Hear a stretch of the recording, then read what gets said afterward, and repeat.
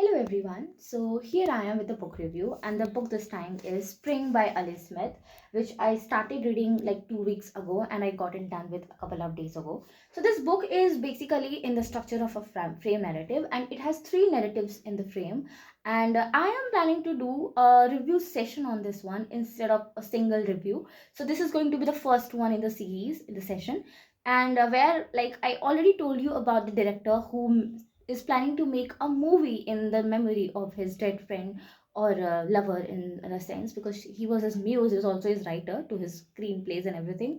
And he just got very like he literally was not coping up with the death normally, and he was into depression. The twist is that when they met, he was also in depression in that time, when he was recently he recently got divorced, and then he met this character, his muse is going to be his muse. He had no idea. So now after her death, he was not coping with the life as normal, and so this is about that only. And there is a letter which I basically especially going to focus on today, is the letter which he wrote to the sons of his lover.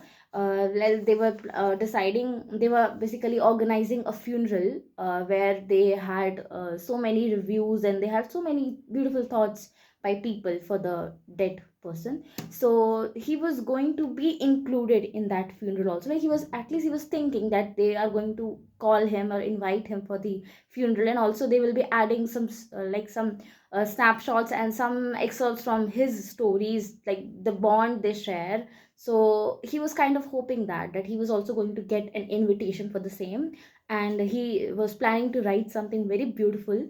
And this letter is about that only, so I'm just going to read it today. Yeah.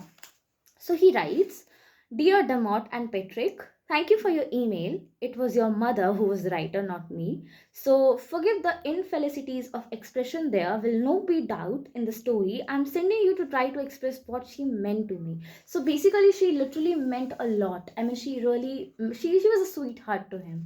And they shared a very beautiful bond, because whenever something bad happened, or whenever something like the movie was not, like suppose the movie was a flop or something like that, so they literally had this relationship where they expressed each other every tits and bits of the days.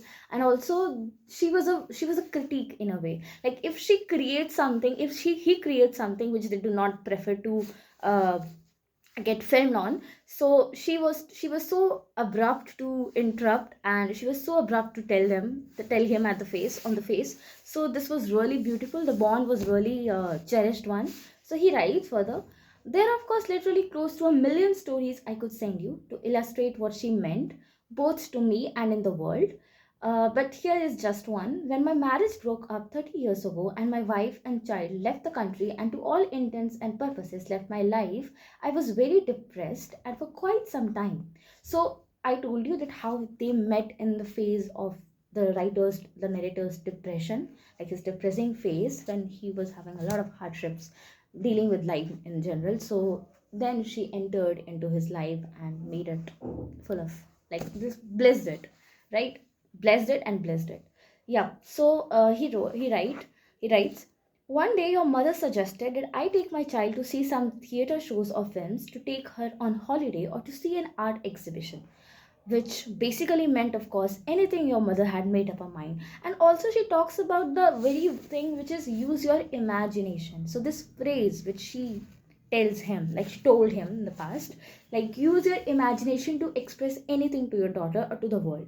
So this is actually going to play a very great role. This has a great role in the story, imagination, because everything he is telling his readers is through his imaginations only. In fact, he's also there, you could see, if you read this is a very this is a must read. Just go for it without even a second thought.